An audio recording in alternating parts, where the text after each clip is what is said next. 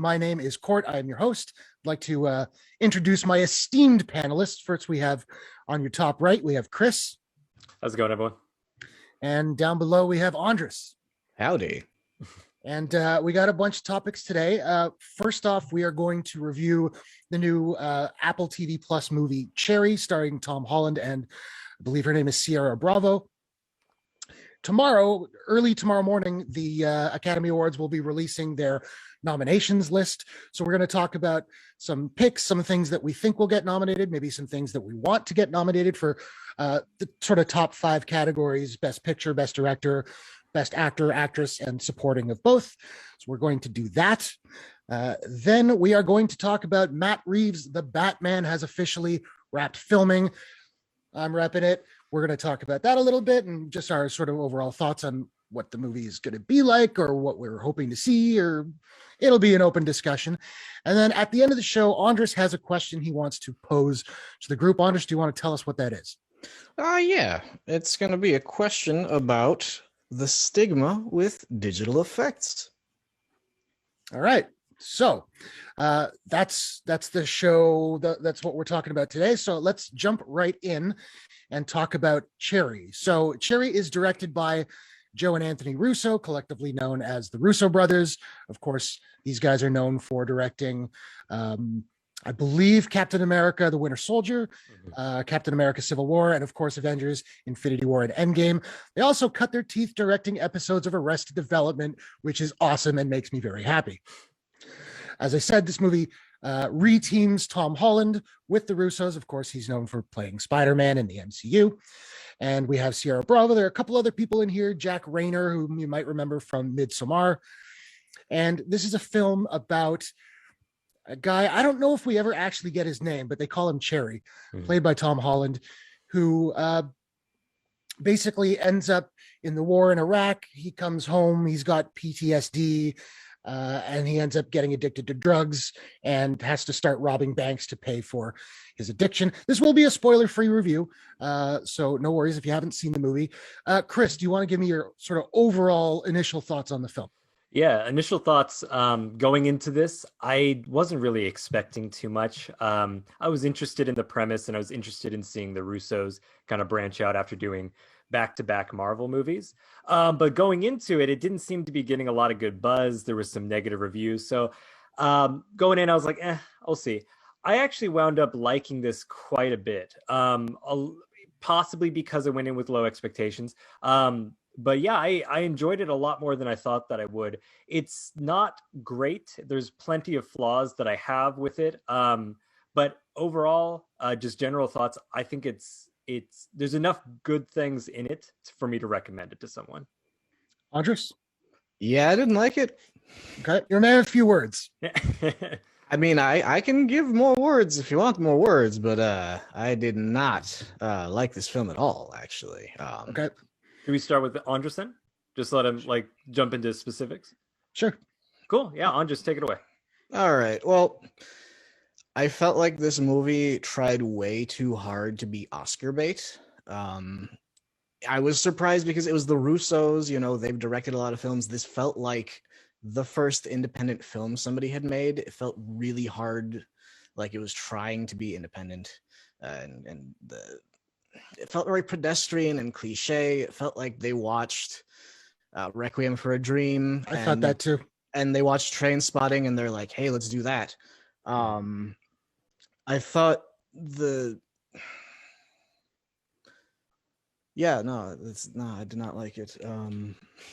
Well, and I should have mentioned this off the top as well. This movie is based on a semi-autobiographical book by a guy named Nico Walker, I believe. Mm-hmm. So there is a certain amount of truth to this story. I don't know.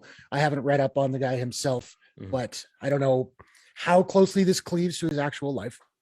Yeah.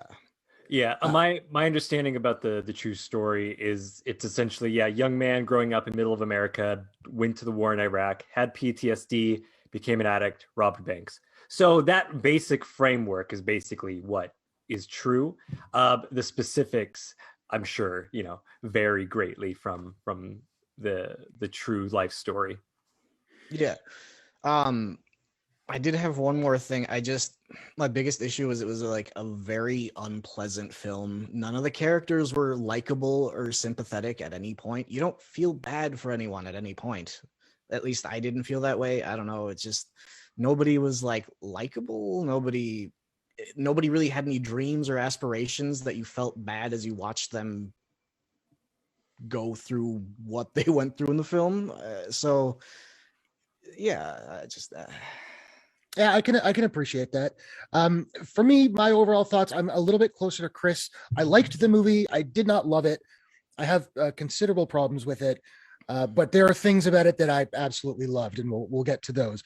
My first issue with this film was it's 2 hours and 22 minutes, and it feels like it. This movie feels very, very long to me. yeah. And I did notice, and I said this in my review on my channel, there was a moment where we're sort of getting to the big climax of the movie, and I looked at the time and there was still 20 minutes to go. And I was like, how do you still have 20 minutes? And then this film has this epilogue that just goes on, and it's all slow motion, and it's ridiculously self-indulgent. What did you guys feel the length of this movie? Yeah, for sure. I want to touch on the epilogue real quick because there was a kind of a laugh out loud moment for me. And I didn't mind the epilogue as much, but there was a moment, without spoiling what's actually happening, but like you said, everything's in slow motion, and it's kind of going through this montage of stuff that's happening to Cherry. And you see like him doing this, him doing that, and the music is going, and the camera's moving, and then it stops on him, and the music stops, and you think, oh, okay, we're done with the epilogue. And then comically, it just like the music just starts up again and the camera goes back. And my wife and I on the couch just kind of like, we just laughed because it was like someone literally just like accidentally hit pause. And they're like, oh shit, we still have more. And we had to play some more. Yeah, like I said, I think that out of the three of us, I'm gauging that I probably liked it the most out of the three. There's still a lot of problems. And one of them is the length. For context, I don't mind a long movie. I like the quote from film critic Roger Ebert. It goes with something along the lines of, no great film is ever long enough and no bad film is ever short enough. And it's pretty good. Yeah, I don't think this is a bad movie, but it's one of those things where I don't think it needed the extra 20 minutes. I think a solid 2 hours could have kind of concisely told this story. So I did feel the length for sure. We had the exact same thing too. It was just like, oh, it's the ending. Oh no, there's 20 more minutes. It was like Return of the King all over again. Just you talk bad not about Return of the King. How dare no? Big fan of Lord of the Rings here. Me too. Another issue I had with this film is that it feels like it's trying to be too many different movies. And I will say, to the movie's credit, one thing it did very well was separating the story into chapters, which worked for me because it's the sort of the romance chapter, the war chapter, the addiction chapter, the bank robbery chapter, the epilogue. And that did help it from being too jarring, going from one sort of genre to the next. But it does feel like a war film at times. And then it does feel like an addiction film at times. And it never felt particularly cohesive to me. It felt like they just tried to cram so much into this movie, and it never flowed all that naturally for me. Well, because I watched it with my girlfriend, we changed the name of the film to "What Did You Think Was Going to Happen?" The movie, because everything that happened, you're like, well, what did you think was going to happen? And then it did. Right. So yeah, exactly like you said, there's so much happening, and you're like, well, yeah, that's what would happen if that happened. Yeah, I agree with you, Court. Though I think that it's a simple device, but kind of breaking everything up into chapters and having each chapter, none of them really bled into each other. Like they really did feel like this is this section, this block, and that did help kind of space it out. This is going to seem like a weird connection, and I'm not saying that this is similar in story or even quality, but a few months back around Christmas time, I watched It's a Wonderful Life again, with Jimmy Stewart, Frank Capra, and after seeing that movie, I commented to my wife essentially saying like, this is not really a framework that you often see in films anymore, where it's like it's a movie that's sort of plotless. but you just kind of see individual snapshots of this person's life. Like It's a Wonderful Life, there's not really a plot. It's just kind of like, here's Jimmy Stewart at this age, here's Jimmy Stewart at this age.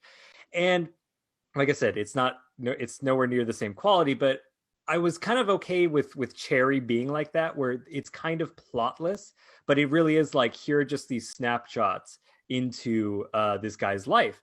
And although it tonally for the movie, it can kind of feel a bit jarring to go from this romance to this war film to addicts and stuff.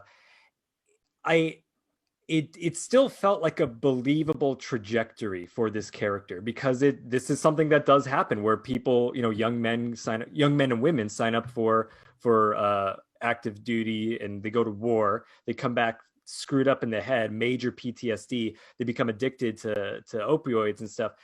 All of that, it's like I can see how it's like jarring within the film, but it rang true to me as like, yeah, I feel like I've known people, minus the bank robbing aspects, but I've known people personally that have like, are veterans and have just, fell into addiction. Oh yeah. Let me ask you guys this. This movie has a lot of narration. Tom Holland's character is dropping a lot of narration throughout the movie. Some of it really worked for me. Some of it felt very Guy Ritchie.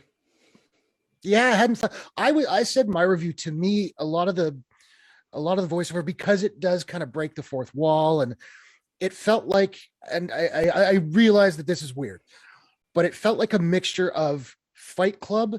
In fact, this movie gave me a few Fight Club vibes, not specific things, but, and I'll get to one of the others in a second. But the narration felt like a bit of a combination of Fight Club, and I don't know if you guys have ever played the original Max Payne game. Mm-mm. It's fabulous. It's so good. Right. But yeah, I got a mixture of that. I did think that, again, some of the voice or narration stuff felt like it was just explaining what was going on, and I found that a little bit frustrating. Did you guys find that? Yeah, there's one, before I throw it over to you, Andres, there's one moment in particular that stood out, but it's far from the only moment like this in the film. Things like this kept happening. Again, without spoiling anything, early on, there's a character that drives Cherry home drunk. And we see, and it's kind of like a quick comical shot of the character running over a curb with their car. And we see it happen. And yet they still for some reason, felt the need to have Tom Holland in voiceover say, and he hit the curb. Right. It's like, why? And there were little things like that throughout where I was just like, that's really not needed. I will say this though, as far as early on, the movie gave me a very Goodfellas vibe, in the sense that it's, guy taking you through, and that's kind of like the paramount, in my opinion, of like this type of like quick cut, fast paced narration kind of films. Like Scorsese did it flawlessly with Goodfellas. And so I think it was kind of going for that to an extent. And at parts, like you said, Court, it worked for me. Where I actually kind of, I got some chuckles, and I got some entertainment out of the added narration, the added fourth wall breaks. And then there were other times when I'm like, you're just beating us over the head with it, and it's unnecessary. Andres? I feel like they kind of lost steam creatively, because early on they're like, oh, he's saying things, and then a character finishes the sentence that he's speaking, and then you have moments like that. But then like later on, it feels like it just tapers off. Are we ready to talk about the butthole scene yet? I think we best. So if I may set it up, I was the first one of our little trio here to watch this film, and I messaged the group, and I believe I said, and I'll bleep this in post, but I said, if you guys had told me earlier today that by this time of day I would know what the inside of Tom Holland's hole looks like, I wouldn't have believed you. There is, in fact, a shot where the camera is essentially, obviously it's not his real rectum. I'm sure it's some kind of rig that they made, but he's getting a rectal exam, right? He should have gotten a lot of extra money for that if that's what happened. But and a free rectal exam. He's getting a rectal exam, and the camera is inside his hole looking out at the doctor. And these guys didn't believe me, I don't think, when I first sent that message, but Yeah, I didn't. I go ahead. Oh, I was gonna say, it's funny because you told us about it, and I was trying to picture how they were going to do it, and I was thinking of like I've seen things. I think it's like David Fincher's done this before, where like a camera will go into like the CGI of the veins or whatever the fudge. I can't cuss, my bad. It's all good. And it's funny because you told us about it, and even when it happened, it still caught me off guard because you look at it. And my mind didn't process exactly what I was seeing initially. I was just kind of like, okay, there's a doctor's face. Oh, that's his butthole. Okay. Like he really did. It still caught me off guard, even with a warning. I was surprised. I was surprised it was that far back in there. I mean, that's like, right? It was back. Yeah. I was expecting closer, but it was the tunnel. It was deep. Yeah. And that's, I had to sort of scrub back and watch it again. And I think the reason why you don't process it right away is it's a really quick shot. It's on screen for, I don't know, maybe a second or two. Yeah. And then after it cuts, then he explains what's happening. So it takes the mind a second. And I will say, like, I wasn't bothered by it per se, but I was also just kind of like, was that necessary? Like, did we need that shot? Well, 100%. It's clearly you guys missed the symbolism of it, the metaphor that they were trying to. Right. It's like he's in too deep. Experiencing. Like I don't know. Experiencing tunnel vision. Right. No, but this will go back to what I was saying a little earlier. I feel like they kind of ran out of steam creatively because that was the one weird shot like that. I was expecting like maybe later on when, is it a spoiler to mention what other drugs they get into eventually? I think that's probably okay. Okay, when they get into doing heroin, I was expecting a shot where we were going to see like the perspective from inside of the needle traveling into the blood, like because it sets you're like, oh, okay, we're gonna have some interesting shot. No, they ran out of steam. That said, though, I will say one of the things I loved about this movie was the way it was shot. I thought this movie had a lot of visual style. There were a lot of really cool tracking shots and weird perspectives, and the way they played with color in this film. Like there's a scene where he's on ecstasy and they sort of they change the color palette quite a bit. And did that stuff work for you guys or? Totally. Yeah. I think that's also one of the bigger highlights for me of the film is that it is very visually stylish. I agree. I think it was more so in the first half than the second half, but I don't think that was a lack of creativity or they ran out of passion or anything. I think that they were trying to be a little bit more rooted into the severity of the character situation, so they were having less butthole shots and less kind of like creative, but it still had a visual flair and it still had creativity throughout. But yeah, especially in the beginning, there were certain things with the usage of color, like very exaggerated lighting effects.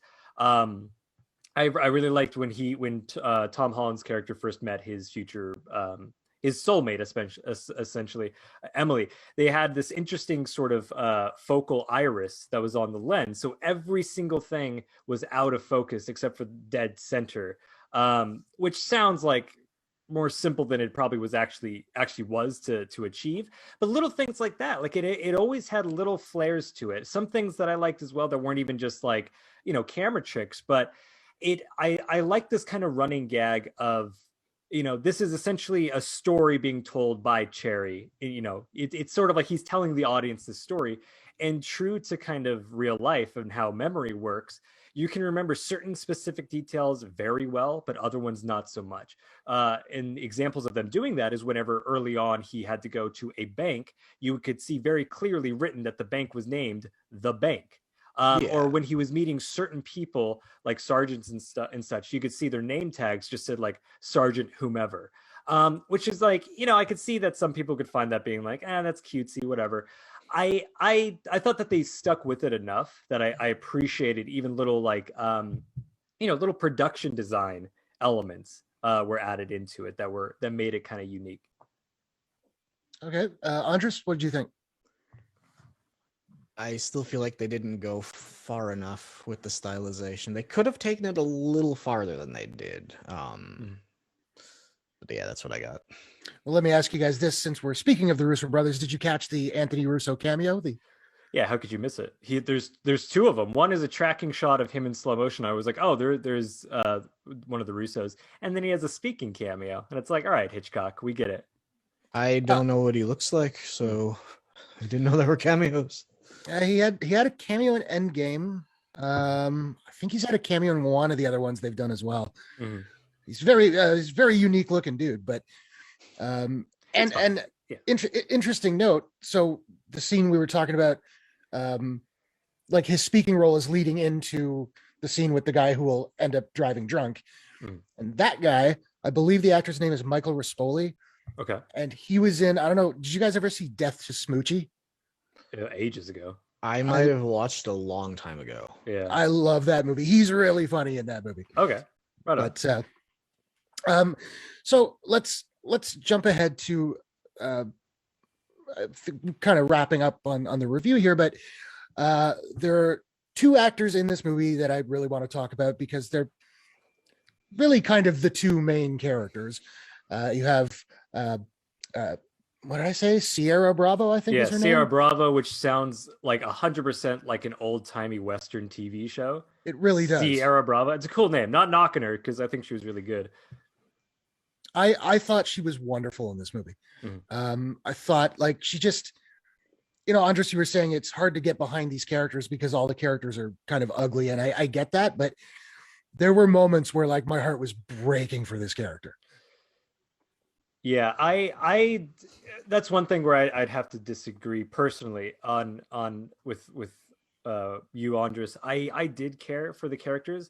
I wish that there was more of Sierra Bravo's character Emily. That's something that kind of bothered me, is that there was not really any scenes of just kind of her by herself, or just kind of getting to know who she was as a person. I felt that they kind of kept an arm's distance.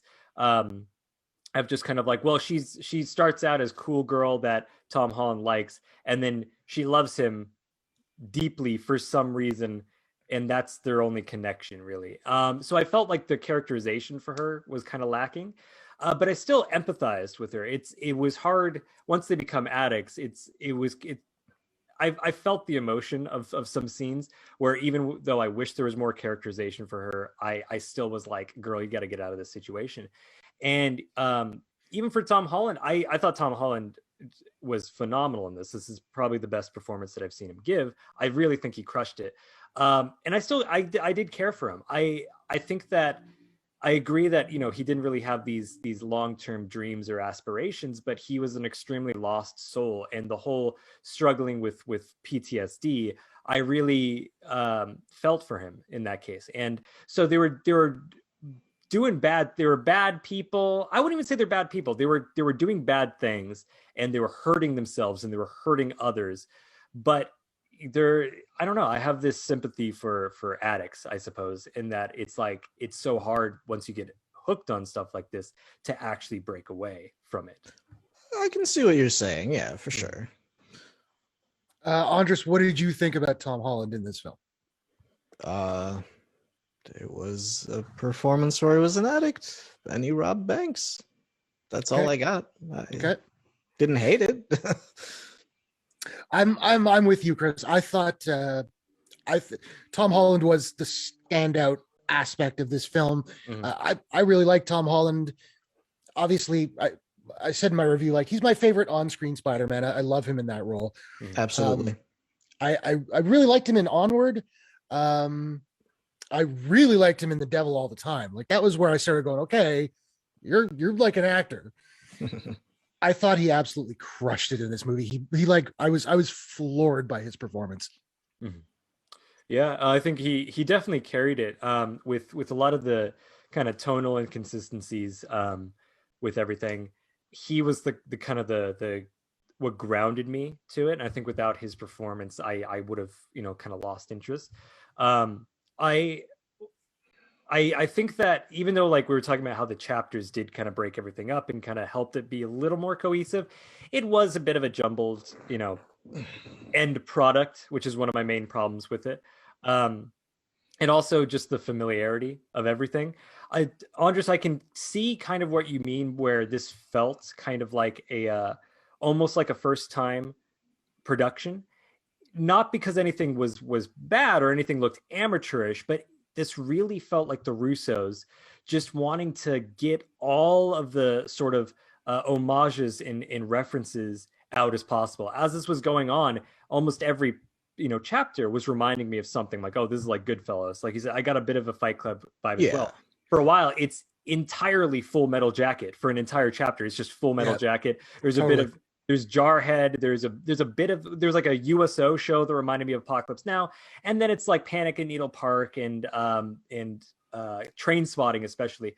So I felt like I saw the references and I saw the influences on their sleeves, and that kind of hindered my enjoyment of it, because I was into it, I was entertained, and I cared about Tom Holland, but everything was very familiar. Everything was kind of going in a direction where I don't want to spoil anything, but this every war movie where you meet a guy and he's like, I got a wife and kids. Yep.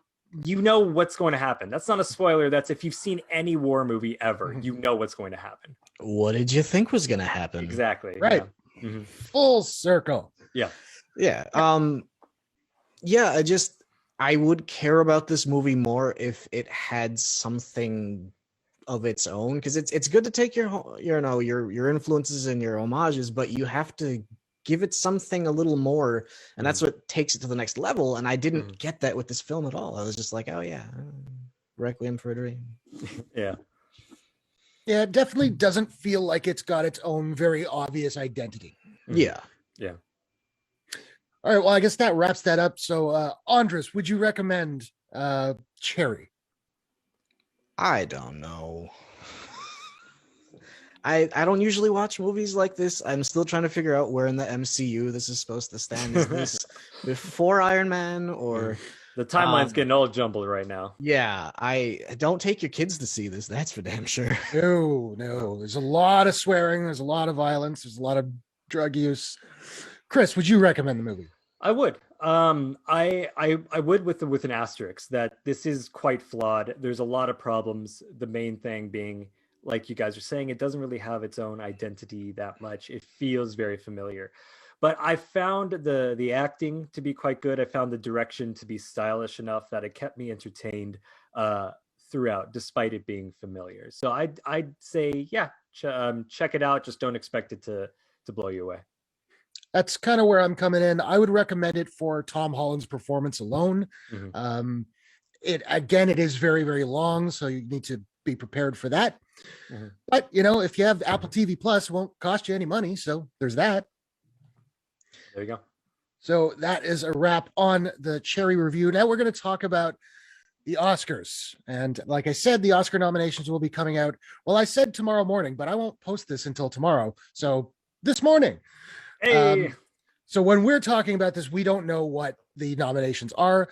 But we're gonna throw out just some thoughts that we have, things that we think should be nominated, things that we think will be nominated. If any of us say have something that we think is an absolute lock, we could throw that out. So Chris, did you want to go first for, oh no, we said we'd do movies best picture last, right? Okay, sure. Yeah, we can do that last.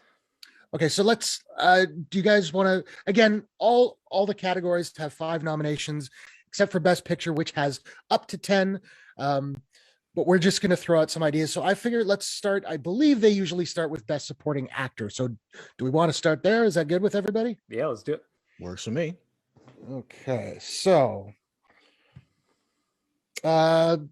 Chris, do you want to go first? Do you have any thoughts you want to throw out there? Yeah, absolutely. Just to go through who I think is going to be nominated, and I think all of them are pretty much deserving of it. We have Daniel Kaluuya from Judas and the Black Messiah, which might be my favorite or second favorite film of the year. I adore that movie, and I think that he's phenomenal in it. I cannot wait to see it. I haven't seen it yet. Or do you have HBO Max or no? I have Craves, so that's Yeah, that's I forgot. There's a weird difference. Yeah, check it out. I think you'd really dig it. I love Daniel Kaluuya, so Oh, he's great, and this is the best that I've ever seen him. Sacha Baron Cohen for Trial of the Chicago 7. I think we'll get it. I'm not a big fan of Trial of the Chicago 7, but I'll get into that later with the Best Picture talk. Leslie Odom Jr. for One Night in Miami, which I think he is quite good. And I mean, every one of those leads in that movie, I think, is good, is terrific, and could earn a nomination. Paul Ricci, who's an actor I'm not familiar with prior to this movie, Sound of Metal, but he's quite good in it. And this one, I think he'll get the nomination, even though I thought it was just kind of it was a solid, okay performance. But it's David Strathairn from Nomadland. He's not in it a whole mess of a lot, but it just seems like one of those sturdy anchor supporting characters that I think the Oscars kind of go for. And did you notice that the guy who played his son in that movie was his son in real life? No, I didn't. That's cool. Yeah. Right on. Yeah. Well, the three that I had written down were Sacha Baron Cohen, Daniel Kaluuya. Oh no, I have another one. So I wasn't sure where to put this because I don't know if I'm sure Netflix is going to push this guy. I don't know if they'll push him for Best Supporting or Best Actor, but I would think it would be Best Supporting, even though it's an ensemble film. But I would absolutely say that Delroy Lindo for Da 5 Bloods deserves to get a nomination for his work in that film because he was amazing. I just wanted to add, obviously, we're saying this before the nominations, before we see the nominations, and obviously, so this is not a lock, but I was going through a lot of different reputable sites. I don't know why they thought this was the classification, but a lot of them were saying Delroy Lindo was being pushed for Best Actor, not Supporting Actor. Okay. Obviously, that doesn't mean he's going to get it for sure. It's just I was also curious, is he supporting? Because that was a big ensemble cast. Mm-hmm. But I guess they were pushing him for best actor. Andris, do you have any names you want to add to that list?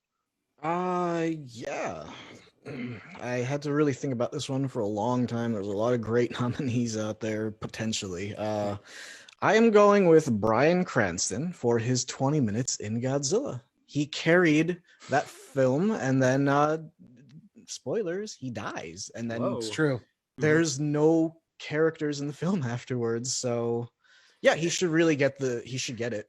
Yeah, I agree. It was a weird choice not to have any other characters after that. It was just kind of empty shots at blank boardrooms, plain walls. Every once in a while Godzilla would show up, but no characters. It was really it was a very strange film. Yeah, very artistically done, I would say. Mm-hmm, mm-hmm. Yes. All right, well, let's move on to Best Supporting Actress. Okay. Chris, again, you want to go first? Let's do it. So we have Maria Bakalova from Borat 2. Borat 2 doesn't seem like the type of movie that would get a lot of attention, but she killed it. And I think that critics unanimously thought that she was terrific in that role as Borat's daughter. Like I said, it's a goofy movie. It's a dumb movie, but she gave a legitimately heartfelt and hilarious comedic turn. So I'd say that I think that she's got a lock. Olivia Colman from the Father with Anthony Hopkins. She's already an Oscar winner, and Oscars kind of tend to honor legacy kind of recipients, I suppose. Not all the time, but I think that she's a lock for supporting. We had Glenn Close for Hillbilly Elegy, which I've not seen. I don't really have an interest in seeing it. Sorry. Sorry, Ron Howard. Amanda Seyfried for Mank, who I thought was pretty good in Mank. And I apologize if I mispronounce this, but it's Yoon Yoo Jung from Minari, who is phenomenal. I think she's absolutely deserving of that nomination, potentially. Is Minari Korean?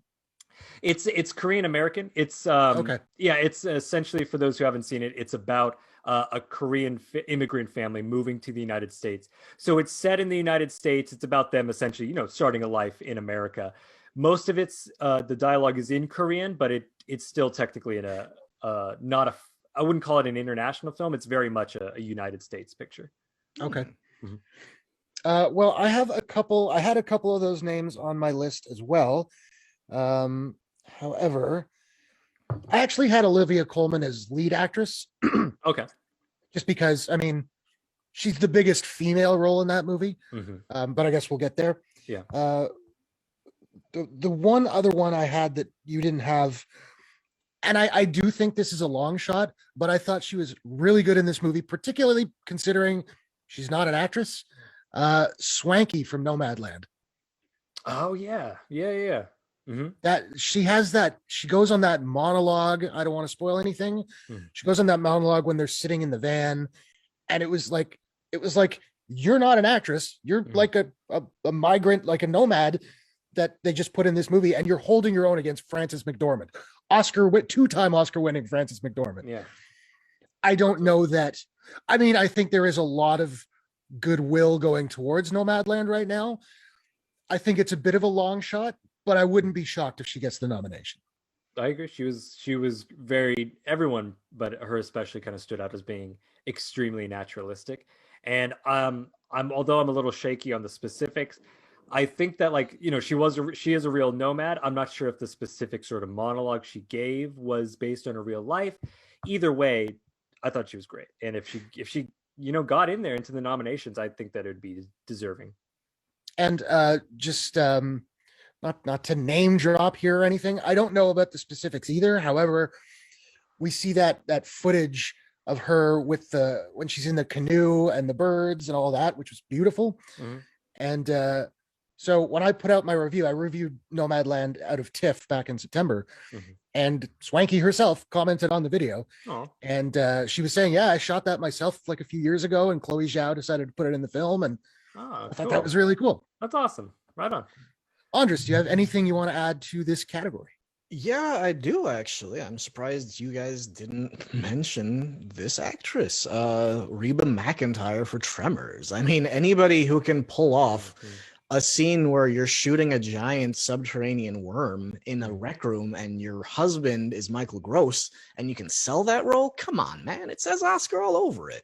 That's a good point. That's a good point. I like that. It is the type of performance the Oscars usually go for. I agree. Yeah. But the only thing is, the Oscars are known for sort of having a bit of they don't tend to nominate a lot of country and Western singers. Well, 2021 could be the year of change. That's true. And Hollywood is notorious for discriminating against subterranean giant worms. I mean, that's true. It's one Let's of the not worst. even get into that. It's a whole other situation. We're a couple of white guys. We can't talk about the worm community. Right. It's okay. It's snubbed. Right. Yeah. All right. Well, let's move on to. Should we do best director before we do actors in picture? Yeah, let's do it. All right. So, Chris, who do you got so far? I got Chloe Zhao. It's either Zhao or Zhao. I think it's Zhao. Zhao. I think that she's a lock. A lock 100% for nomination. I think she's a lock for a win, and I think it's terrific. I think that she's absolutely deserving of the award. I thought that her direction was the best of the year. I'm not saying necessarily that I thought that Nomadland was my favorite of the year, but I thought that her direction was incredible. I would agree with that. In this, a couple of these other ones are less what I would want, and I have a couple other ones that I would swap in that I would prefer. Aaron Sorkin, I think, is going to get a nomination. I don't think he deserves it. I love Aaron Sorkin's writing. I think he's incredible. The Social Network is one of my favorite scripts of all time. His direction has just been kind of mediocre for me. I think that this and Molly's Game are just kind of very basic direction. Not bad by any means, but there's no flair. It's just, yeah. So I think he's going to get a nomination. I don't think it's deserved though. And for context, you're talking about Trial of Chicago 7. For Trial of the Chicago 7. Then we have Lee Isaac Chung for Minari. I think is deserving. It's a very similar to Nomadland, where it's very gritty, not gritty, but it's very naturalistic direction. It feels very hands off, and you don't notice the direction in a good way. Emerald Fennell for Promising Young Woman. I thought the writing was a little sharper than the direction, but I think it's still a well-directed film. I think it's stylish and it's slick, and the more female director nominees that we could get, I think is great. 2020 was definitely a standout year for female directors, and I think that she was one of the standouts. And then I think that David Fincher for Mank will get it. He's never won before. I don't think he's going to win this year. But although Mank was not as great as other Fincher films, I think direction was just as sharp as it's always been. The recreation of kind of 1930s, 1940s cinema aesthetics with like the mono soundtrack and the film grain. It was all like expertly done. He's an expert craftsman, and I think it's deserving. What I would say is I have three other people that I would choose over Aaron Sorkin. One is Shaka King for Judas and the Black Messiah, Regina King for One Night in Miami, or Spike Lee for Da 5 Bloods. I would swap any of those for Aaron Sorkin. I think they did a much better job. Okay. A couple that I would add, and actually before I do that, I wanted to mention, so Chloe Zhao did Nomadland, which is this very sort of quiet character study. It's not filled with tons of dialogue and all that. Do you guys know what her next movie is? Mm-hmm. It's the Eternals, Marvel's Eternals. That's so bizarre to me. I think that's super cool to go from that to that. And I guess a storyteller is a storyteller. I mean, but it's, and I really liked Nomadland, so I'm more psyched for Eternals now. Same, yeah. After I saw Nomadland, the Eternals jumped up in anticipation for myself. Right. So a couple names that I would add to the list. I don't think this is going to happen, but if it were up to me, I would nominate this fellow, Florian Zeller, for The Father. I loved The Father. I thought it was amazing. The way it just sort of plays with your mind to put you into the mindset of being someone with dementia. Mm-hmm. And the way apparently it was based on a play that he wrote, and the film definitely has a play-like quality, which can work for a film, can also definitely not work for a film. I thought it absolutely worked. So I would put his name on the list. And this one, like, not a lot of people saw this movie. I thought it was legit one of the best of the year, and the directing in it is great. The man's name is Rod Lurie for a film called The Outpost. Did either of you guys see The Outpost? No, I didn't. No. So this is based on a true story, which CNN's Jake Tapper wrote like a book about, and then they based the script on the book. But it was about this, I think it was in Afghanistan. It might have been Iraq. I think it was Afghanistan. But this particular base that was sort of surrounded by mountains, it made it like the worst place to have a base. And then this team that was there for however long to try and defend it. Mm-hmm. And it's one of the better war movies I've seen in a long time. It's really, really good. And I've even had one thing I remember really liking about it is there's a lot of a lot of war movies really like to have a lot of action and blah, blah, blah. This movie has some of the most mundane shit that you can possibly imagine. And I had a bunch of veterans in the comments coming in and saying, like, that's what it's like. Mm-hmm. Like, and the way the director shoots the action is just really, really impressive. So Rod Lurie for The Outpost. I would recommend this movie to everybody. It's hard to watch. It's very violent and it's very sad, but it's really, really good. Right on. Cool. Andris, what do you got for a director? For director, I went with Steven Spielberg for Jaws. I mean, it created the summer blockbuster. Why wouldn't you give that an Oscar? Is it Spielberg? Is Spielberg? Berg. Okay. And this is about the little Utini guys with the glowing eyes and the red capes in Star Wars? No. That's Jawas. Oh, what did you say? Jaws. It's I don't know if you guys have seen it before. It's this movie about a shark, a great white shark, a really big great white shark, starts terrorizing a small island town. No. And you got some familiar names in there. You got Roy Schneider, you got Richard Dreyfuss. Mm-hmm. It's good. You guys should check it out sometime. But I've never heard of this. That's about a shark. I don't know. Yeah, it's a shark. Oh. How did they train the shark? That is a conversation for another day. We gotta ask this Spielberg kid. I think he might be going places. I've not seen this Jaws motion picture that you're referring to. But I always appreciate new up and coming talents that people have heard. Yeah, keep an eye out for this Spielberg kid. Might be up to some. Yeah. All right, well let's move on to best actress. Chris, take it away. Let's do it. So I'm thinking that these people are pretty much a lock for the nomination. I'd be surprised if they actually got swapped out. Again, not necessarily saying that these are the what I would think are the absolute best, but one is Carey Mulligan for Promising Young Woman. Surprisingly, a lot of other outlets are thinking that she's the front runner, which is surprising to me because I thought she was really terrific in that movie, but I didn't think that it would be kind of the performance that the Oscars would go for necessarily. But Carey Mulligan, Frances McDormand for Nomadland, obviously two-time Oscar winner before, terrific in this, just an incredibly soft and subtle performance. Viola Davis in Ma Rainey's Black Bottom. Surprisingly, not in it as much for being the titular character. She's not in it as much. But it's Boseman's movie for sure. Yeah, but she's still great. I think that it's what I really appreciated is that the performance started extremely broad and out there, but it kind of kept reverting inward, and you got to really see who she was as a person. And I think it is one of her best performances, in a career filled with them. Then we have Andra Day for the United States. Oh, sorry, this one I didn't see, so I have to double check it. But it's the United States against, let's see, Billy something. I apologize. Let me. While I'm looking that up, I'll just say that the next one is Vanessa Kirby for Pieces of a Woman. It's a Netflix film. Have you seen that or no? I haven't. No. With Shia LaBeouf. She's quite good. She's from The Crown. If anybody's ever seen The Crown, the first couple of seasons, the movie itself is okay. But she is terrific in that role. And just to go back, the person I was referring to was the actress Andra Day for the movie The United States versus Billie Holiday. It's on Hulu, at least in the States.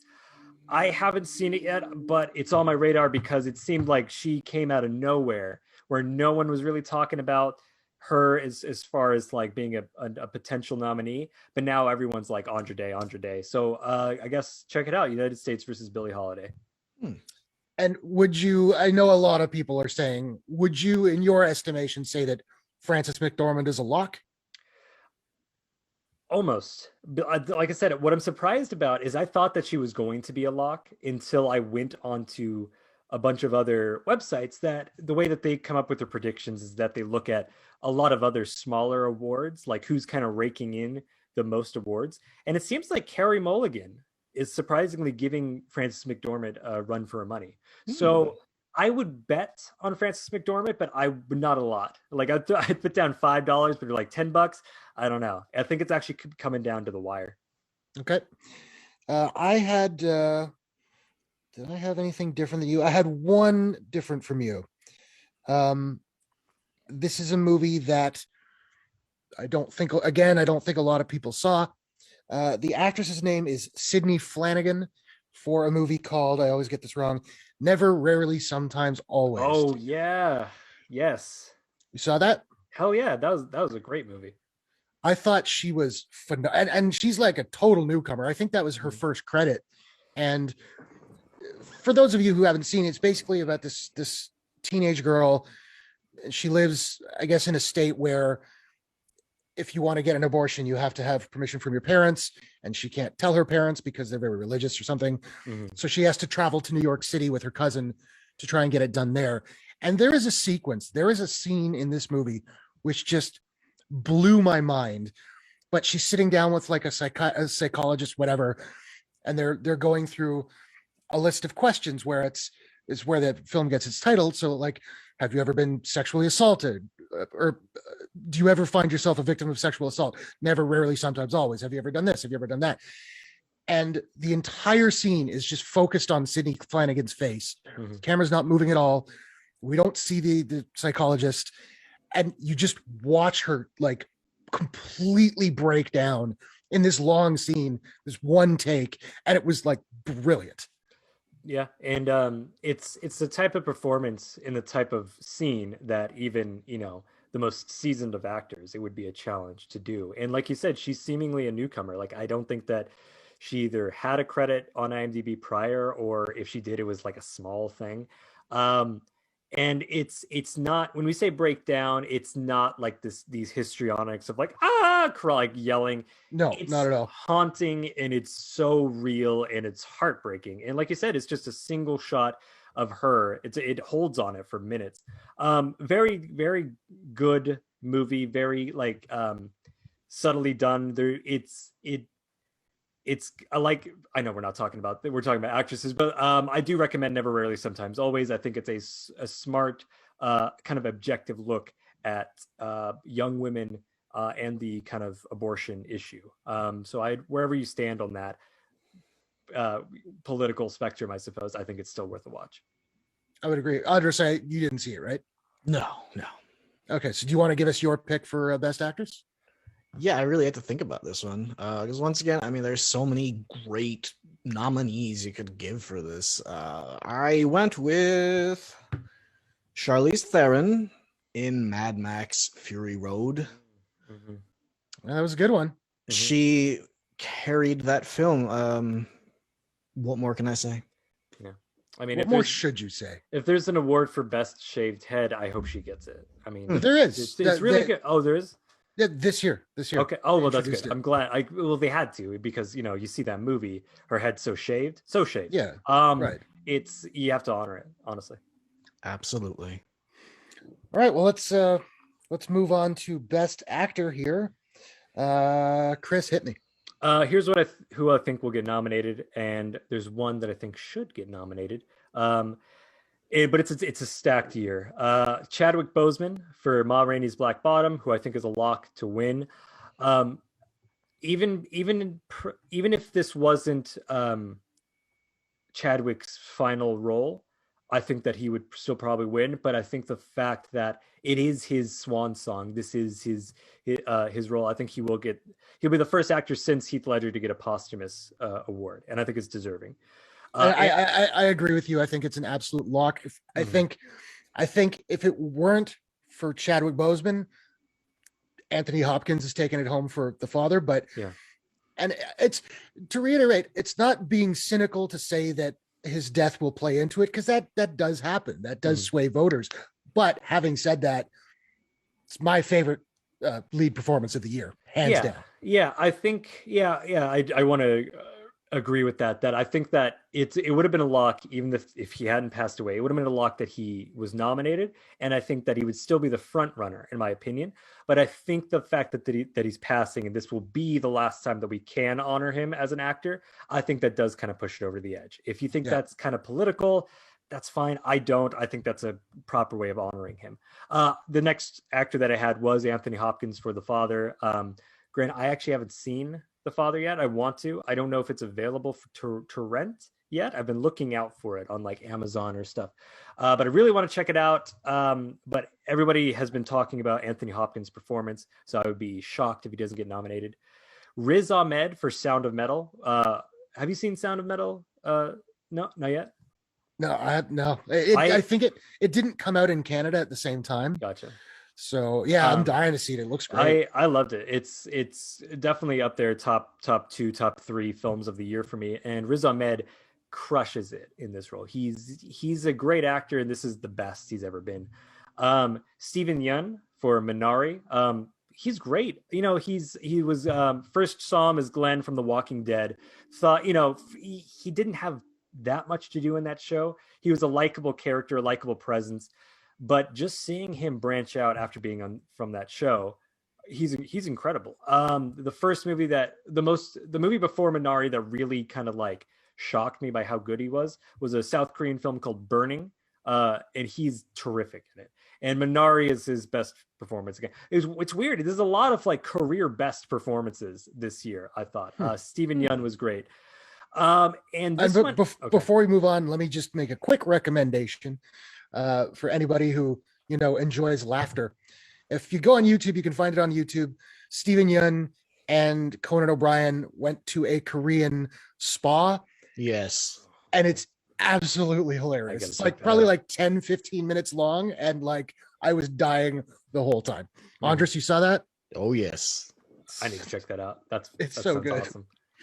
I look forward to your thoughts. Please. I was going to say that I think Mads Mikkelsen is also has a good shot of getting nominated. He was in Another Round, a very good Danish film, and very fun. Very, if you guys haven't checked it out, it's essentially about a group of kind of four middle-aged men who have like a social experiment with each other, just kind of like this pact of saying like how they can function in their life while staying a consistent level of drunk.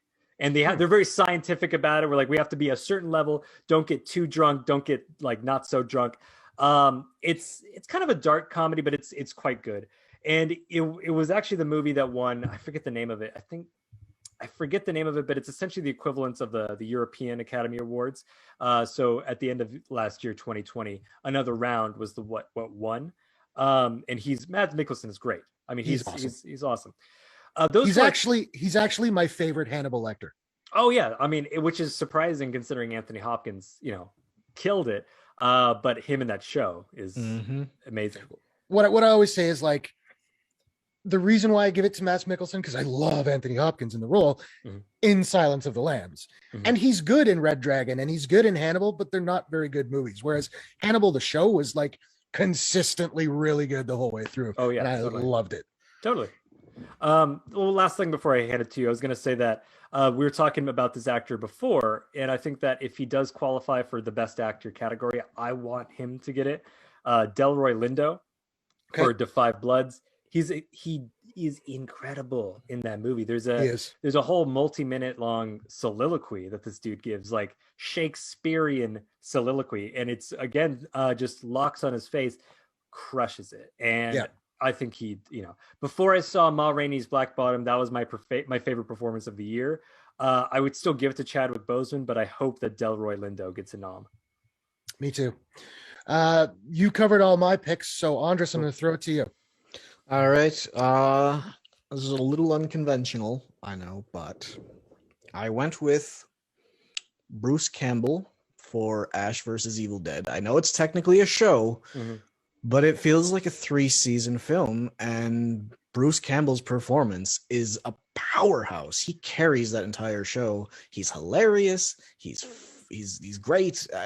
What more can I say? He should get it. You think he's so good that he should transcend Emmys, go straight to an Oscar? Yeah, they should. Okay. They should be like, you know what? Let's open the gates, because he's that good. That's fair. All right, well, let's move on to the final category, the big one, Best Picture. Chris, do you want to tell me what you got? Yeah, so I got 10 here, and one that I would wish would get nominated, but I don't think will. So ever since, I forget what year, because it was like after the 2009, when The Dark Knight didn't get nominated, they adjusted it. So they changed the Best Picture noms from having 5 to 10. And then they changed it again where it doesn't have to be 10. It's like anywhere between 5 and 10. And if correct me if I'm wrong, I don't know, but I think I saw that since that was in effect, there hasn't been a full 10. I don't think they have, no. 8 or 9. Yeah. But out of these 10, I'm positive that these 10 are what they're going to choose it from. So one is Nomadland, which I would say it's got the lock. I think it's the one that's going in with the most goodwill, I think. So I'd be kind of surprised if Nomadland didn't win.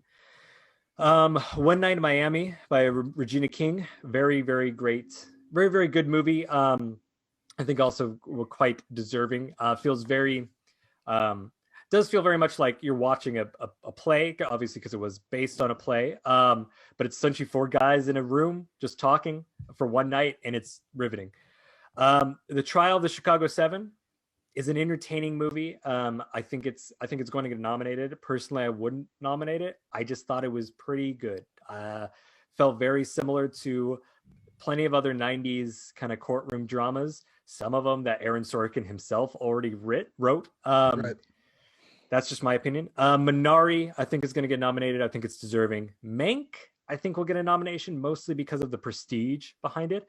Mank wasn't as great as I wanted it to be. I wouldn't even say it's great. I think it's just quite good. I'm a massive David Fincher fan. This, I thought, was a little below his usual efforts. But I think because of the prestige behind it, it'll get a nomination. Da 5 Bloods by Spike Lee. I think that if there was one that was going to potentially be to not make the list, it would be this one. I think it is going in with a lot of goodwill. Spike Lee won the Oscar for Best Writing a couple years back, so they like Spike Lee. It just came out early. It came out like in the summer of 2020, so I wouldn't be surprised if it didn't make the cut. But then we got Ma Rainey's Black Bottom, which is a really good movie that's carried by Chadwick Boseman's performance and Viola Davis's performance.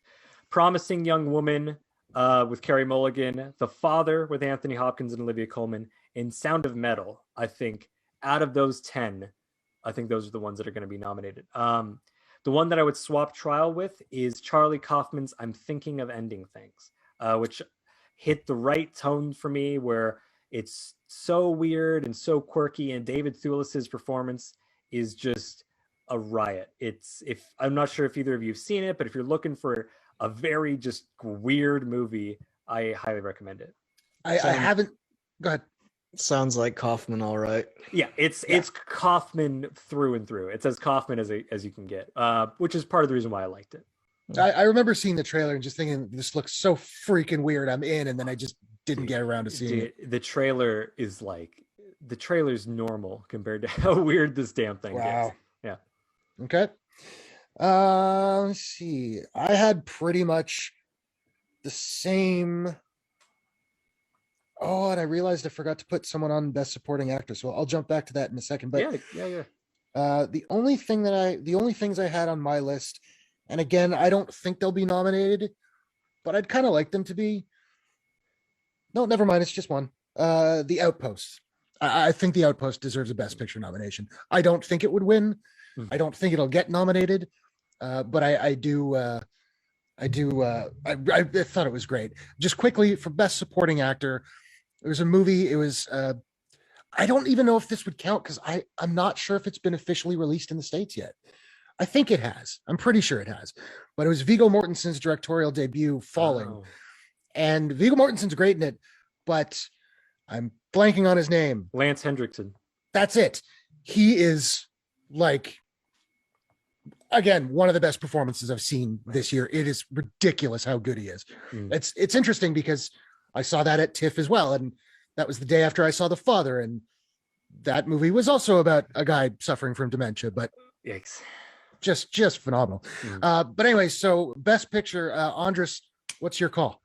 I'm going to bring this home now. For Best Picture, I have Lord of the Rings by Peter Jackson. Oh, I thought you were going to say Ralph Bakshi. I mean, that's good, but this one is a little better. Maybe just a little. I would agree. All three of them? Is there one of them in particular? You know what? Let's go with all three of them. Let's change the rule. Wow. 2021 is the year of change. But let me ask you this, because Return of the King won an Oscar, but you think they should give it to it again? It's swept once. Let's sweep it again. Okay. Let's do it. Okay. Let's see if it again can get all 11 Oscars. Yes. That would be quite a feat. Yeah. I'm into it. I love it. Not to beat it's a fantastic idea. The Lord of the Rings trilogy is my favorite movie of this year. Yeah. Yeah, probably. I'm really not too big on Lord of the Rings. I'm more of a sci-fi guy, and it's a fantasy film. But I'm willing to give it. I'm like, go ahead. Would it help you if you in your head you just made a headcanon that all of this was taking place on the holodeck of a Starship Enterprise? Like this is just like if there was just a bookend scene of people on the starship just walking into this room, and then it's fantasy. Would that elevate it for you a bit? It depends on which one is the android. It's Sam. It's Sam. Sam's the android? Yeah. Interesting. What if they're all androids?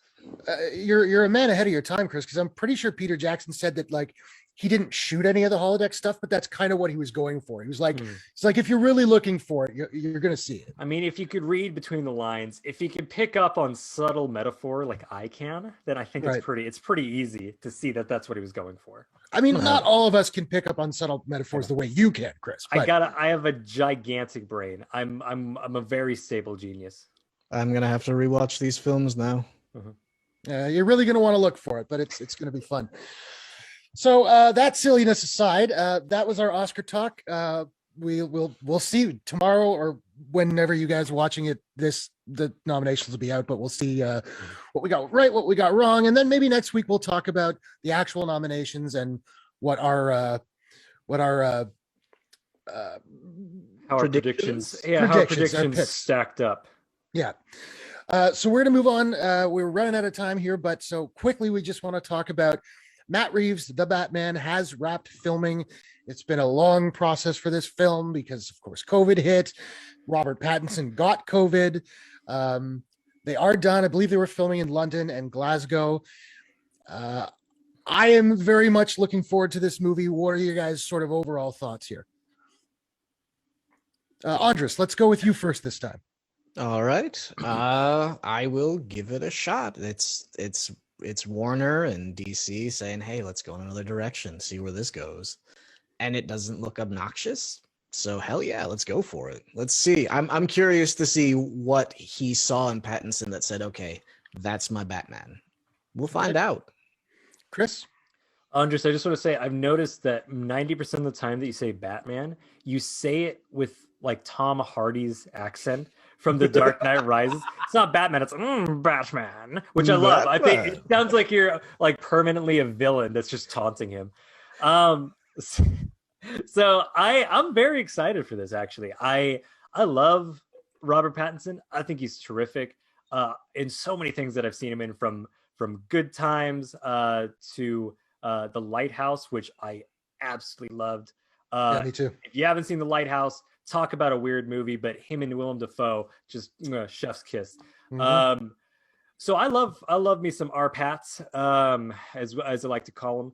Matt Reeves is a solid director, man. He really kind of came in and did something quite unexpected with the Planet of the Apes films, especially coming from Rise of the Planet of the Apes with James Franco, which is not a bad movie, but it's kind of what you would, weakest of the three in my opinion. Sure. It's kind of what you would expect from a Apes prequel, and then Matt Reeves just took it in a complete he's not effing around with this. I was on board. He also directed The Pallbearer starring David Schwimmer. I don't even have a funny response to that. It's like, yes, he did. I saw that in the theater. Did you really? Yeah, my buddy just really wanted to go. I think we were going to go see something else, and he was like, "Let's go to The Pallbearer." I was like, "No, man, we got to see Schwimmer on a big screen." Branching out. I know. I was gonna say that I was already excited to see the film, but then that teaser trailer came out, and dude, I can't wait now. It's I geeked out hard. I watched that trailer about 50. There you go. Yeah, I've watched that trailer about 50 times. Loved the Nirvana song in it. It was one of those things where I sent it to my dad, who my dad is not a big comic book guy at all.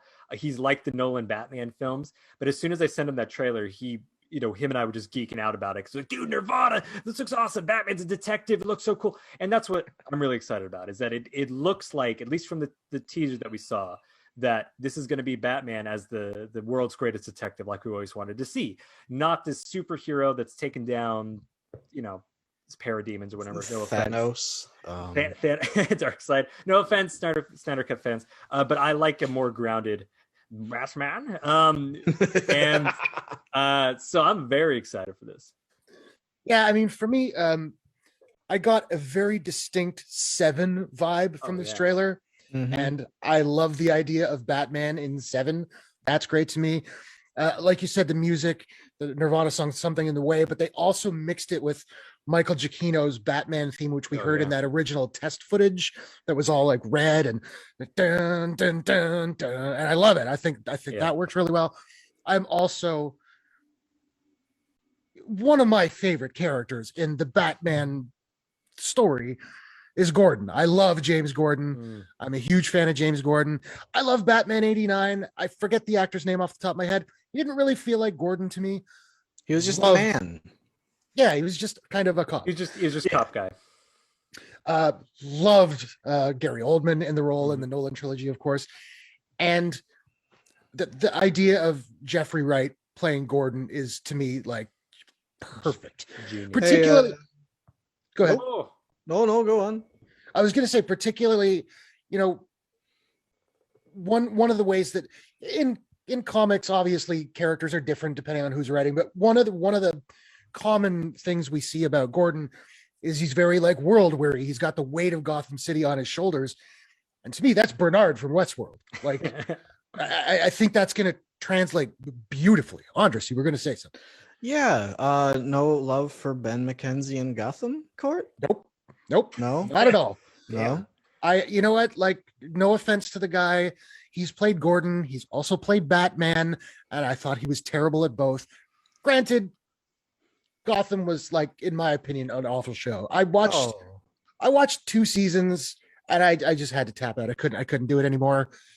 But yeah, Ben McKenzie was also the voice of Batman in Batman Year One, which was pretty good.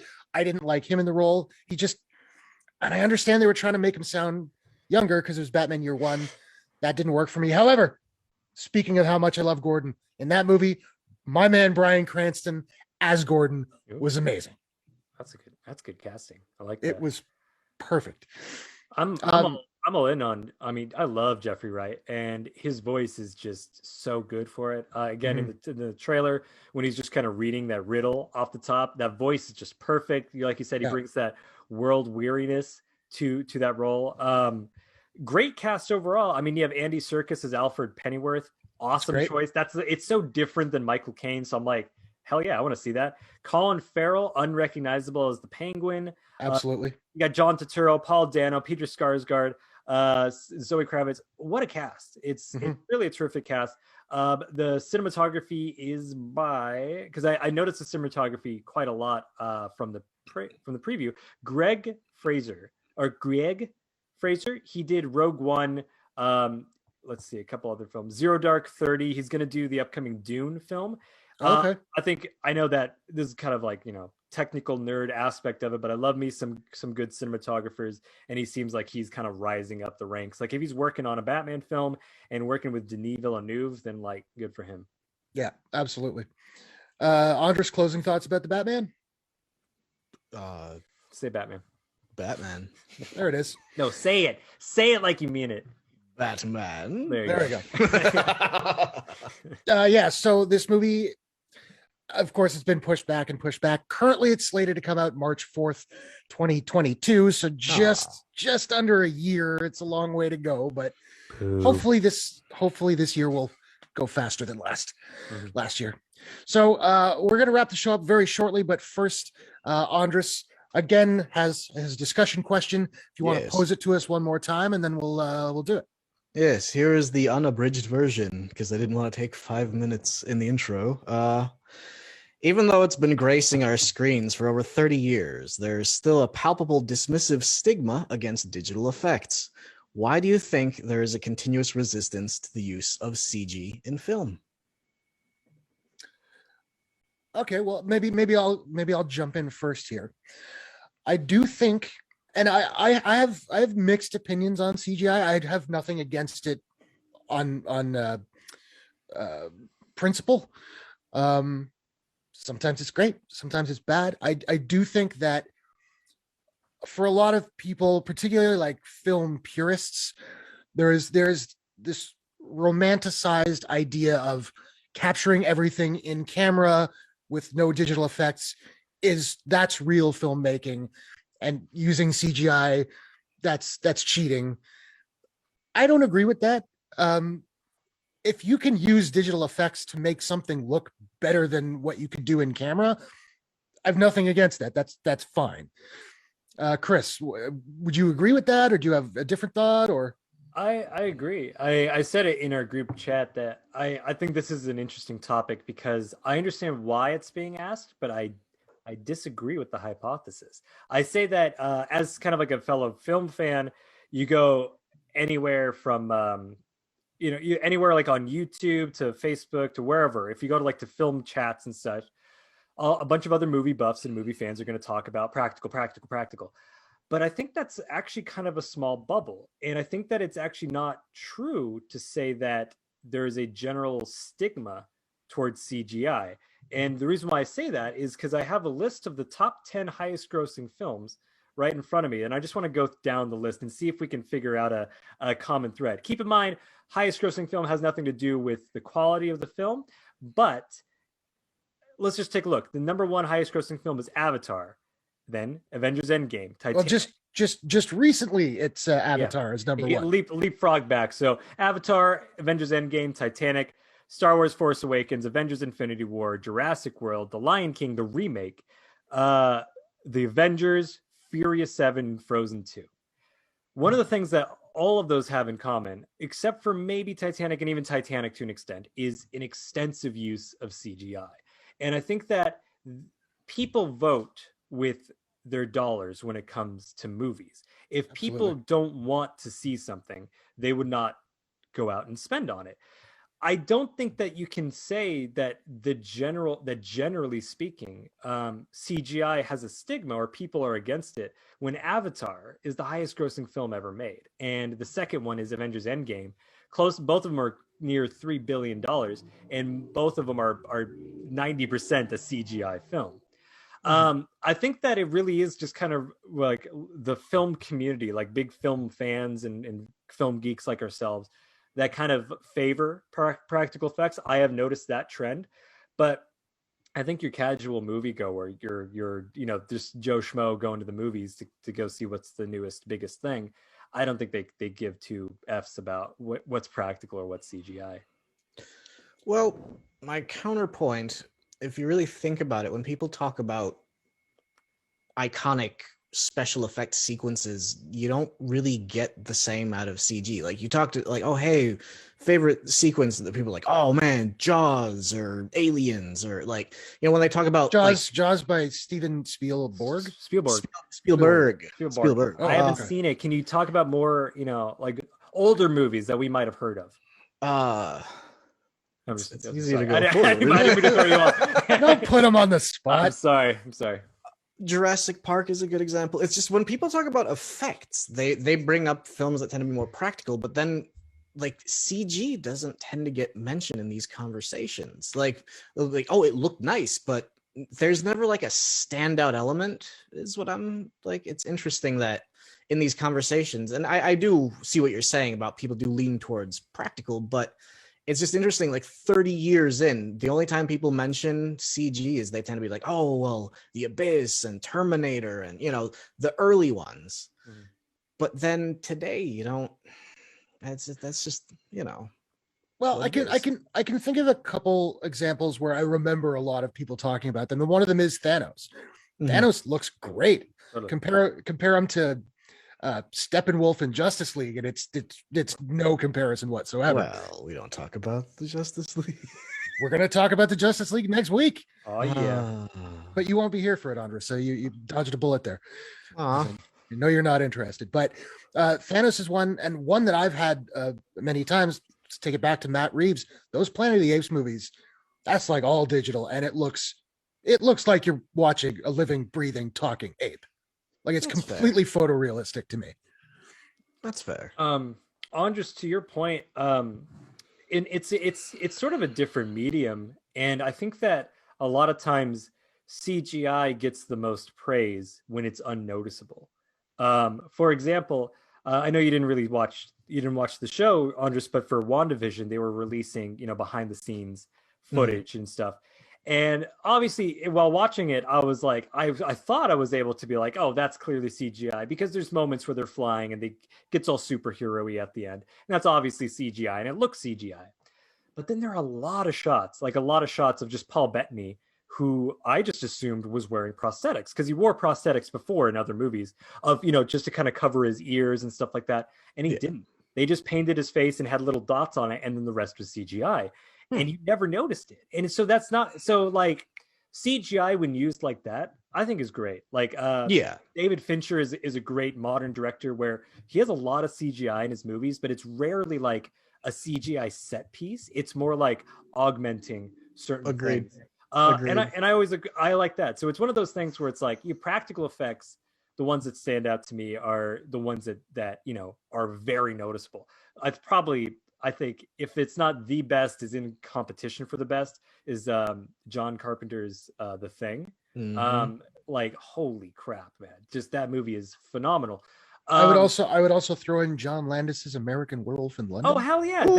That's the king of werewolf transformations, like for sure. but yeah, when it comes to CGI, besides kind of the early innovators, I think the best ones are the ones where you don't notice it as much. Like Jurassic Park is an example of like I think a beautiful mix, directed by this guy. I don't know what his name is. Some new guy. Spielberg. Check his work out sometime, I don't man. think its name's not going to catch on. It's not catchy enough. That's a great use of both practical and CGI, because it's like in certain moments where you see the T-Rex just running fully at Jeff Goldblum, that's not something that you could do with animatronics. That's, you know, they were going to try it with stop motion. That would also look kind of janky. But even 28 years later, oh my God, it hurts to say that, but 28 years later, Jurassic Park CGI for the most part holds up, and I think that really it's better does. for it. So yeah, I think a lot of that is because Spielberg like knew his limitations, so it was a lot of stuff at night or in the rain, which can kind of mask the imperfections of early CGI. Mhm. Definitely. Yeah. Yeah, I think that I think maybe it's part of the reason why the film community is so kind of like adverse to CGI is that because there's sort of like an influx, or there's an oversaturation of CGI in movies. Like I said, a lot of the movies that I said from that are the top grossing, it's like they're 90% CGI, like Avatar and whatever. Even Star Wars The Force Awakens, which heavily emphasized using practical effects, which it did, still had a massive ton of CGI in it. Yeah. And so I think that people are kind of just a little bit nostalgic for the past, but also I think not just for different aesthetics, but just because I think people are kind of tired of an oversaturation of anything. Like it sounds strange and it's hard to imagine, but I think that if there was an oversaturation of like Return of the Jedi style puppets, but in everything, it was just puppets. I think people would be like, enough with the friggin' puppets already. You know what I mean? Like, I think it's just anything that has kind of like a big presence in every movie. It's like, all right, we, you know, there's resentment towards it. I have oh no, go ahead. I have what I call the Nolan standard, because I feel like Christopher Nolan's usage. We're fanboying again as Batman fans, but This I is feel exactly like what I was just going to say anyway. So yeah, I was going to go to good Nolan. Batman. He knows how to use all of his different filmmaking tools properly. So if it can be in camera, he does it in camera. If he can do it better with CG, he will go that route. And I think that's a really good way to do it. Well, and like Chris was saying about Fincher, like Nolan also will use CG to like augment something that's being mostly done in camera. And I think that's one of the issues where this conversation comes into play, because I think a lot of filmmakers, I'm not going to single anybody out, but I think a lot of filmmakers don't use CGI as a tool. They use it as a crutch. Like, we'll just do it in post. Yes. Whereas maybe you would get a better final product if you did it in camera and then tweaked it later. It is partially where I think the resistance is coming from. Early onset reaction to CG from filmmakers and like special features, they were like, "Oh, we can do anything now. We can just put it in the camera with the CG." And it's like, because it became a crutch, it was like, well,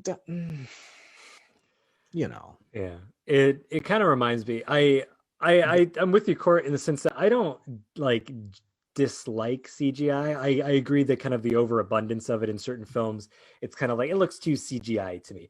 Part of the reason why I wasn't a big fan of the finale of WandaVision, or the first half of the finale, is because it was a big CGI fist fight, and who cares?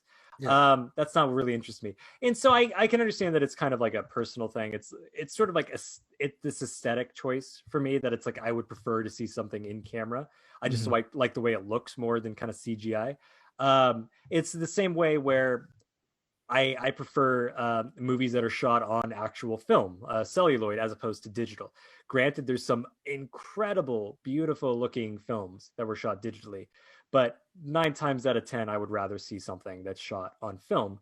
And the same goes with CGI. There are great examples of CGI. Like I said, sometimes I really do get impressed by when I don't notice it. Court, you and I were talking about Raya and the Last Dragon and the water effects in that. Oh yeah. Crap. Like, Andris, I think you I don't think the movie would be for you in general, but there's some water effects that are like, we were saying, like if you put it right side by side with actual footage of water, you couldn't tell it apart. It's flawless. So yeah, I think CGI is, I think that it's a great, like using a mixture of both is my preference. Like Mad Max Fury Road, I think is a good kind of collaboration between a lot of CGI, more than I think people realize, but also a ton of practical, a ton of real life footage, and it just augments it. It just kind of uses it together. Use every trick, use models, use forced perspective, use it's there's so many tricks in the filmmaking cabinet. I don't know what term to use. Use them all. Absolutely. Well, and actually, this just occurred to me now. If you want to have a really good sort of side by side comparison of mixing digital and practical and just doing everything digital, Lord of the Rings, The Hobbit. Lord of the Rings, it was forced perspective, like you said. It was models. It was people in people in masks of actors and all this stuff, and visual effects, and it looks amazing. Yeah. And then you watch the Hobbit movies, and they look terrible because they just CGI'd everything. Dude, not a fan of the Hobbit movies. Neither. Real quick, one thing I was telling my wife, and she agrees on, because we've been actually rewatching a lot of the early Godzilla films leading up to Godzilla versus Kong. For anybody that doesn't know, Andris and I are massive G fans. We're big old Godzilla nerds. But something that we talked about is that I would although I do like CGI, and when it's impressive, like you said, Court, like Thanos' face, and especially in close-ups of like the recent Avengers, holy crap. Yeah. But I would rather have bad practical effects over bad CGI, because bad CGI just looks fake. There's nothing there. It's just a cartoon. But even bad practical effects, like for Godzilla, where it's clearly a guy in a suit, there's a charm to it, and there's a practicality, and there's an actual like tangibility there. Even tactile, even if it's not, convincing in that this is a giant monster, it's still more aesthetically pleasing to look at than the fight scenes in Blade 2. If anybody remembers the rubber, if you remember them bouncing off each other, just go on YouTube and look up Blade 2 fight scenes, and you'll be like, holy crap. That is one thing that CG has going against it, is because you inherently know going in that it's not real. Your brain is fighting it the entire time. So when you overdo it and it's bad, you're like, this is distracting. This is uncanny valley. It's not happening in front of me. Whereas, as you said, if you have a practical effect, you're like, But that is to say, there is also an inherent disadvantage to people who work on digital effects. They're actually very hard workers. And because of the general populace's lack of understanding of how much work goes into doing that, they're just like, oh yeah, it's a computer. You press the space bar. Right. And I feel like I wish there was a way we could get people to understand that. Because I used to be very hardcore on Mr. Practical. Don't even give me no pixels. But I've softened my stance over the years. I understand it now. I get it. That's why it's an interesting topic for me personally. Because those CGI artists work their ass off, and they really do. It's a shame how like so many of the smaller companies in the past decade or so have just kind of gone under, and it's really just like Weta and Industrial Light and Magic. It's only kind of the top dogs that exist now, and it's a shame because there's a demand for CGI more than ever, and a lot of times it's like, I feel bad because, like we're talking about, it's like if they do their job really well, no one notices it. If they have a lack of resources, lack of time and stuff, then people are like, oh, this sucks. And it's like, man, I worked on this for months, and it's kind of sad. I think it's quite thankless. Yeah. All right. Well, I think that's the show here, fellas. So we're going to peace out here, as the kids probably don't say. So tune in next week. We'll be back next Monday, where it'll just be Chris and myself. We'll be talking Zack Snyder's Justice League is going to be out in the world. We're going to have the first episode of Falcon and Winter Soldier to talk about, and then whatever news and all that. But before we go, Chris, do you want to tell people where they can follow you online? Absolutely. I have an Instagram handle called Art of Light and Shadow. It's where I get my little artsy fartsy film nerd creative space going. So if you're into looking at some kind of more obscure films, check that out on Instagram. Andres, how about yourself? If you do a YouTube search for Cheap Thrills Unspeakable Terror, my reviews will pop up. I do obscure sci-fi and horror titles from the dawn of cinema to the modern era. And for me, you guys can follow me on Twitter and Instagram at Courtshake, or just here on my channel, Courtshake, which you're already at. And we are going to sign off, but we want to thank you guys for watching. We hope you enjoyed it. I think we had a good time. I know I did. Yeah, it was fun. A blast. So Chris and I will see you guys next week. And until then, have a great week, and we'll talk to you later. Smash that like button down below. Right, and subscribe and ring the bell and all that. Yeah, no, it does help out, but please, I'm not a douche. It was just a joke. Right. All right, later, guys. Later.